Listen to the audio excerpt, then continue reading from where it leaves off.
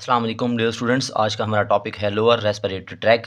जैसे कि आपको पता है कि हमने रेस्पिरेटरी सिस्टम का अपर रेस्पिरेटरी ट्रैक जो है वो पढ़ लिया था, जिसमें नेज़ल कैविटी, उसके बाद जो है आपने पढ़ा था फेरेंक्स, उसके बाद लैरिंक्स शामिल थे।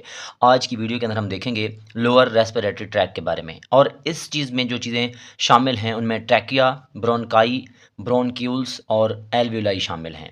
ये सारी की सारी चीज़ें आपस में मिलेंगी, किस चीज़ को बना देंगी? लोअर रेस्पिरेटरी ट्रैक को बनाएंगी। हर एक को एक एक करके पढ़ते हैं, तो सिंपल से, बहुत ज़्यादा सिंपल से पॉइंट मैंने लिखे हुए हैं, तो आप लोगों को एज इट ऐसे लिखेंगे तो इंशाल्लाह आप लोगों को बड़े अच्छे से समझ आ जाएगी। तो आप देखिएगा, दे कंडक्ट द एयर। ये जो आपके पास पार्ट्स हैं वो क्या करते हैं? कंडक्ट करते हैं, भेजते हैं किस चीज़ को? हवा को। किस चीज़ के दरमियान? Between the upper respiratory tract and lungs, के जो अपर रेस्पिरेटरी ट्रैक है और जो फेफड़े हैं उनके दरमियान ये चीज़ें मौजूद हैं, जो क्या करती हैं? अपर रेस्पिरेटरी ट्रैक और लंग्स के दरमियान हवा को भेजते हैं। तो ये सारे का सारा काम किस चीज़ का है? इन तमाम चीज़ों का है। अब आप देखिएगा ज़रा, they form are tree like branching system. ये जो आपके पास ट्रैकिया, ब्रोंकाई, ब्रोंक्यूल्स और एल्विलाई हैं, इन तमाम चीज़ों को हम लोअर रेस्पिरेटरी ट्रैक का नाम दे रहे हैं। ये क्या करते हैं? ट्री लाइक ब्रांचिंग सिस्टम बना देते हैं। जैसे कि आप लोग यहाँ पर ये डायग्राम में देख सकते हैं, ये आपके सामने डायग्राम बनी हुई है। ये ट्रैकिया है, इसी तरह ट्रैकिया आगे जाकर ब्रोंकाई में, इस साइड पे ब्रोंकाई में डिवाइड हो जाता है। तो ये आपको ब्रांचिंग सिस्टम नज़र आ रहा है, इसी चीज़ की जो है वो बात की जा रही है, और ये सारी की सारी चीज़ें किस चीज़ में शामिल हैं? लोअर रेस्पिरेटरी ट्रैक में। अब इसी तरह अगर हम बात करें कि हमारे पास ये एक एक पॉइंट करके आप देखिएगा कि इसने क्या बनाई है? लोअर रेस्पिरेटरी ट्रैक ने एक ब्रांचिंग सिस्टम बनाया है जो कि दरख्त की तरह का है, और इनमें जितनी भी नालियां हैं, वो क्या करती हैं? यहाँ पे मैंने उर्दू में भी लिखा हुआ है ताकि आपको समझ आ जाए। नालियों की कुल लंबाई, इन तमाम नालियों को अगर एक साथ जोड़ा जाए तो उनकी कुल लंबाई कितनी बनती है? 2414 किलोमीटर। जहन में रखिएगा, 2414 किलोमीटर।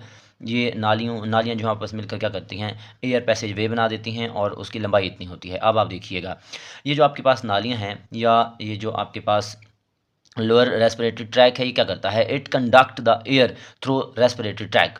कि जो आपके पास लोअर रेस्पिरेटरी सिस्टम है, या ये जो नालियाँ हैं, ये क्या करती हैं? रेस्पिरेटरी ट्रैक के अंदर हवा को भेजती हैं, हवा की ट्रांसपोर्ट करती हैं, हवा को मतलब कंडक्ट करती हैं। लेकिन मतलब फेफड़ों से ऊपर वाला जो पार्ट है वो हवा को कंडक्ट करता है, लेकिन फेफड़ों के अंदर मतलब लंग्स के अंदर गैसेस एक्सचेंज होती है। जहन में रखिएगा, ये इंपॉर्टेंट पॉइंट है कि बाकी जितने भी पार्ट्स हैं उनमें हवा कंडक्ट तो होती है, लेकिन गैसों का तबादला सिर्फ़ और सिर्फ कहाँ पर होता है? तो आप लिखिएगा, याद कीजिएगा कि gases exchange occurs only in lungs. मतलब वो जो आपके पास ये फेफड़े हैं, फेफड़ों के अंदर ही हवा और ब्लड के दरमियान गैसों का तबादला होता है। जहन में रखिएगा, हवा और ब्लड के दरमियान गैसों का तबादला किस में होता है? लंग्स के अंदर। तो ये चीज़ें आप लोगों ने माइंड में रखनी हैं। तो सबसे पहला पार्ट जो है इसको हम बात करते हैं, जिसकी उसको हम क्या नाम देते हैं? ट्रैकिया को। तो ट्रैकिया को आप देखेंगे, एक एक पॉइंट करके देखेंगे कि जो ट्रैकिया है ये सबसे ज़्यादा वाइडेस्ट पैसेज वे है इन रेस्पिरेटरी ट्रैक के, हवा के रास्ते के अंदर। जितना भी मैंने आपको बताया है यहाँ तक, फेफड़ों तक, नेज़ल कैविटी से लेकर लंग्स तक, उसको हम कहते हैं रेस्पिरेटरी ट्रैक। और रेस्पिरेटरी ट्रैक के अंदर सबसे वाइडेस्ट पार्ट जो होगा, सबसे खुला हिस्सा जो होगा नाली का, उसको हम क्या कहते हैं? ट्रैकिया का नाम देते हैं। अब ये जो आपके पास ट्रैकिया है, ये क्या करती है? लैरिंक्स को लंग्स के साथ जोड़ती है। मतलब लैरिंक्स और लंग्स के दरमियान जो नाली है जो इनको आपस में कनेक्ट कर रही है, वो क्या है? ट्रैकिया है। इसको हम विंड पाइप का भी नाम देते हैं, मतलब कि हवा की नाली। और अगर हम इसकी बात करें, इसकी जो मोटाई है, वाइड मतलब कि चौड़ाई, आप देख सकते हैं यहाँ पर, ये आपके पास ये ट्रैकिया है। अगर इसको इस तरह देखा जाए तो तकरीबन 1 इंच के बराबर इसकी क्या होती है? इस तरह जो इसकी चौड़ाई होती है। और इसकी लंबाई की अगर बात करें तो लंबाई, याद रखिएगा, लंबाई जो है वो है 5 से 6 इंच। तो ये पॉइंट्स आप लोगों ने माइंड में रखने हैं।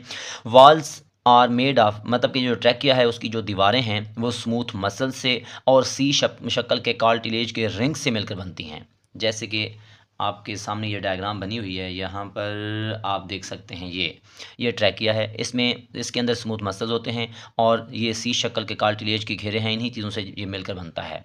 और ये जो सी शक्ल के घेरे हैं, ये क्या करते हैं? Keep strength and keep the passage open. मतलब ये जो हवा का रास्ता है इसको ओपन रखता है। हवा इसके अंदर मौजूद होगी या नहीं होगी, तो इन्हीं कार्टिलेज की वजह से ये सिकुड़ता नहीं है। अगर ये कार्टिलेज ना होते तो ये हवा का जो रास्ता था, ये जो ट्रैकिया की नाली थी, ये बंद हो जाती तो मसला बन जाता। अब इसके अलावा ये जो ट्रैकिया है लाइंड विद म्यूकस, मतलब कि इसके अंदर जो है वो म्यूकस मौजूद होता है और इसी तरह सीलिया पाए जाते हैं। और म्यूकस और सीलिया जो इसके अंदर पाए जाते हैं, ये क्या करते हैं, बाहर से आने वाला कोई भी फॉरेन पार्टिकल, बाहर से आने वाला कोई भी पार्टिकल जो है वो अगर यहाँ तक आ जाए तो ये यहाँ से जो है म्यूकस और सीलिया क्या करते हैं, यहाँ से ऊपर की तरफ फेंक देंगे, किस चीज़ की तरफ, फेरेंक्स की तरफ, मतलब कि वो आगे की तरफ ना जाए। तो ये काम किस चीज़ का है, ट्रैकिया का है। अब आप देखिएगा ज़रा, ट्रैकिया जो है जब सीने में दाखिल होती है तो वो डिवाइड हो जाता है ट्रैकिया के सीने में ब्रोनकाई में, ब्रोनक्यूल्स में और एल्वियोलाई में। फिर से सुने, ब्रोनकाई में, ब्रोनक्यूल्स में और एल्वियोलाई के अंदर। जैसे कि आप देख सकते हैं कि ट्रैकिया जो है वो डिवाइड हो जाएगा दो ब्रोनकाई के अंदर एट इट्स लोअर एंड, मतलब कि जैसे कि आप यहाँ पर देख सकते हैं ये ट्रैकिया था, ये आगे जाकर तकसीम हुआ है कि साइड साइड पे जा रहा है, दूसरा इस साइड पे जा रहा है, इनको हम क्या बोलते हैं, ब्रोनकाई का नाम देते हैं। तो अब इसके अलावा अगर देखा जाए कि जो सबसे पहले ब्रोनकाई बनेंगे उनको हम बोलेंगे प्राइमरी ब्रोनकाई, प्राइमरी ब्रोनकाई। और ये जो प्राइमरी ब्रोनकाई है उनमें से एक राइट ब्रोनकस कहलाता है और दूसरा लेफ्ट कहलाता है। जो राइट ब्रोनकस है वो मतलब दाएं, मतलब कि राइट लंग्स के अंदर चला जाता है, और इसी तरह जो लेफ्ट ब्रोनकस होगा वो लेफ्ट लंग्स के अंदर, मतलब बाएं फेफड़े के अंदर जाएगा। इसी तरह आपके पास जो राइट ब्रोनकस है वो डिवाइड हो जाता है तीन सेकेंडरी ब्रोनकाई के अंदर, तीन सेकेंडरी ब्रोनकाई के अंदर, और ये जो है वो दो सेकेंडरी ब्रोनकाई के अंदर क्या होता है, डिवाइड होता है। ये पॉइंट्स आप लोगों ने जहन में रखने हैं। अब जब प्राइमरी ब्रोनकाई से सेकेंडरी ब्रोनकाई बनते हैं तो इन सेकेंडरी ब्रोनकाई के अंदर, प्राइमरी ब्रोनकाई के अंदर सी शेप के कार्टिलेज के घेरे होते हैं, लेकिन सेकेंडरी ब्रोनकाई के अंदर सी शेप के कार्टिलेज के घेरे तो मौजूद नहीं होते, लेकिन कार्टिलेज प्लेट्स मौजूद होती हैं। ये पॉइंट्स ध्यान में रखिएगा। अब इसी तरह जब सेकेंडरी ब्रोनकाई डिवाइड हो जाता है तो वहाँ से क्या बनता है, टर्शियरी ब्रोनकाई बनता है, और जो टर्शियरी ब्रोनकाई है जब वो डिवाइड हो जाता है तो वहाँ से ब्रोनक्यूल्स बनते हैं, और इन ब्रोनक्यूल्स के अंदर कार्टिलेज अब प्रेजेंट नहीं होगा, कार्टिलेज एब्सेंट होगा। अब आप ध्यान में रखिएगा, ये जो ब्रोनक्यूल्स हैं वो डिवाइड हो जाते हैं किस चीज़ के अंदर, टर्मिनल ब्रोनक्यूल्स के अंदर, और वो जो टर्मिनल ब्रोनक्यूल्स हैं वो मज़ीद डिवाइड होते चले जाएंगे और वो कन्वर्ट हो जाएंगे किस चीज़ में, एल्वियोलर डक्ट्स में। और एल्वियोलर डक्ट्स जो है वो एंड होती हैं, इख्तिताम होता है, मतलब कि एल्वियोलर डक्ट्स का इख्तिताम होता है गुच्छे के अंदर, और वो गुच्छा किस चीज़ का होगा, छोटी छोटी एयर सैक्स का, जिनको हम एल्वियोलाई का नाम देते हैं। जैसे कि आप इस डायग्राम में देख सकते हैं, सबसे पहले हमारे पास था ये ट्रैकिया, ट्रैकिया डिवाइड हुआ प्राइमरी ब्रोनकाई के अंदर, प्राइमरी ब्रोनकाई डिवाइड हुआ सेकेंडरी ब्रोनकाई के अंदर, वो डिवाइड होगा टर्शियरी ब्रोनकाई में, ये फिर डिवाइड होगा ब्रोनक्यूल्स के अंदर, ये फिर डिवाइड होगा टर्मिनल ब्रोनक्यूल्स के अंदर, और टर्मिनल ब्रोनक्यूल्स लास्ट में जो किस चीज़ में मतलब इसका इख्तिताम किस में होता है, एल्वियोलाई के अंदर। ये चीज़ें आप लोगों ने जो है वो लाजमी जहन में रखनी है। अब इसके बाद हम बात करते हैं लंग्स की, जिनको आप फेफड़े कहते हो। तो हमारी बॉडी के अंदर लार्जेस्ट ऑर्गन जो है वो रेस्पिरेटरी सिस्टम के वो लंग्स हैं, और लंग्स जो हैं इनको कवर किया हुआ होता है दो मेम्ब्रेन ने। एक मेम्ब्रेन को हम कहते हैं विसरल पेल्योरा और दूसरे को हम कहते हैं पेराइटल पेल्योरा। अब ये जो विसरल पेल्योरा है ये क्या करता है, लंग्स के ऊपर लाइन करता है, इसको घेरे हुए होता है, और ये जो पेराइटल पेल्योरा है ये हमारी थोरैसिक कैविटी, सीने की कैविटी को जो है वो क्या करता है, घेरे हुए होता है। ये पॉइंट्स आप लोगों ने जहन में रखने हैं, और इनके दरमियान जो कैविटी होगी उसको हम प्लूरल कैविटी का नाम देते हैं। अब आप देख सकते हैं प्लूरल कैविटी के बारे में अगर याद करना पड़े तो आपने ये जहन में रखना है कि स्पेस, वो जगह जो कि विसरल प्लूरा और पेराइटल प्लूरा के दरमियान है, उसको हम प्लूरल कैविटी का नाम देते हैं। और इन दोनों लेयर्स के दरमियान एक फ्लूइड होता है, मतलब इस कैविटी के अंदर एक फ्लूइड होता है जिसको हम क्या नाम देते हैं, प्लूरल फ्लूइड का नाम देते हैं। और जब ये फेफड़े मतलब सुकड़ते हैं या फैलते हैं तो उनको फ्रैक्शन से बचाते हैं। तो ये बातें आपने जहन में रखनी हैं। अब ये जो आपके पास राइट लंग्स हैं, दायां फेफड़ा है उसके 3 लोब्स होते हैं, बड़ा होता है। लेफ़्ट जो है उसके 2 लोब्स होते हैं और ये छोटा होता है। और जहन में रखिएगा ये छोटा क्यों होता है, टू अकामोडेट द हार्ट, क्योंकि इसी शेप में दिल मौजूद होता है और उस दिल की मतलब के मौजूद होने की वजह से इसका साइज़ छोटा हो जाता है। अब इसी तरह अगर हम बात करें किस चीज़ की, एल्वियोलाई की, तो एक एक पॉइंट करके आप लोगों ने जो है इसको समझना है। At the end of respiratory tree के एंड पे एल्वियोलर डक्ट्स जो होते हैं वो ओपन हो जाते हैं क्लस्टर ऑफ एल्वियोलाई के अंदर, और हर गुच्छे के अंदर, ये अंगूर की तरह का गुच्छा होता है, हर गुच्छे के अंदर 20 से 30 एल्वियोलाई मौजूद होते हैं।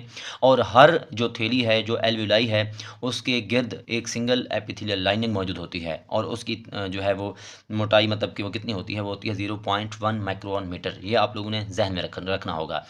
अब ये जो आपके पास सिंगल एपिथेलियल लाइनिंग है, ये गैसों के तबादले के लिए जो है वो सरफेस प्रोवाइड करती है। जहन में रखेंगे जो एल्वियोलाई हैं इनको हम कहते हैं फंक्शनल यूनिट्स। ये बुनियादी फंक्शनल यूनिट हैं जहाँ पर गैसों का तबादला होता है। ये इंपॉर्टेंट एमसीक्यूज जो है वो माइंड में रखना है। अब इसके अलावा अगर देखा जाए तो जहन में रखिएगा नंबर ऑफ़ एल्वियोलाई की अगर हम बात करें कि एक एडल्ट ह्यूमन में, एक एडल्ट इंसान के अंदर 48 करोड़ मतलब कि 480 मिलियन एल्विलाई मौजूद होते हैं, दोनों लंग्स को मिला के। और इस पॉइंट को आपने ध्यान में रखना है कि हर एक इंसान में जो एल्विलाई हैं उनकी तादाद मतलब बराबर नहीं होती, किसी में कम होती है, किसी में ज़्यादा होती है। और वो जो रेंज है वो 274 से 790 मिलियन के दरमियान है। ये बातें जहन में रखनी हैं। और ये जो आपके पास एल्विलाई हैं ये provide surface area for gases exchange, ये गैसों के तबादले के लिए सतही रकबा प्रोवाइड करते हैं। अगर हम एल्विलाई के फंक्शंस की बात करें तो एक एक पॉइंट करके देखिएगा। व्हेन वी ब्रीथ इन, जब हम ब्रीथ इन करते हैं मतलब हवा को बॉडी के अंदर या फेफड़ों के अंदर ले जाते हैं, तब एल्विलाई हवा से भर जाते हैं। मतलब बाहर से जाने वाली हवा जो फेफड़ों में जाती है वो एल्विलाई के अंदर चली जाती है। और एल्विलाई जो है के अंदर जब हवा जाती है तो वो एल्विलाई जो है क्या करते हैं, फूल जाएंगे और जो आपके पास लंग्स होगा वो भी एक्सपेंड करेगा, ऐसे फैल जाएगा। ऑक्सीजन जो होगी वो क्या करेगी, मतलब एल्विलाइस की के अंदर मौजूद हवा से किस में चली जाएगी, मतलब बल्कि इसको समझाने के लिए मैं आपको डायग्राम ही दिखा दूँ। जैसे कि आप ये देख सकते हैं, ये डायग्राम है। तो ये आपके पास एल्विलाई हैं, इसके इर्द गिर्द ब्लड कैपिलरीज़ हैं। जब यहाँ से हवा इनके अंदर दाखिल होती है तो ये एल्विलाई फैल जाते हैं, ये एल्विलाई हैं। जब ये फैलेंगे तो इसके गिर्द ब्लड कैपिलरीज़ हैं। ये देखें जैसे कि ये आपके पास पल्मोनरी आर्टरी है, ये पल्मोनरी वेन है, तो इसकी गिर्द ये कैपिलरीज़ बन जाती हैं।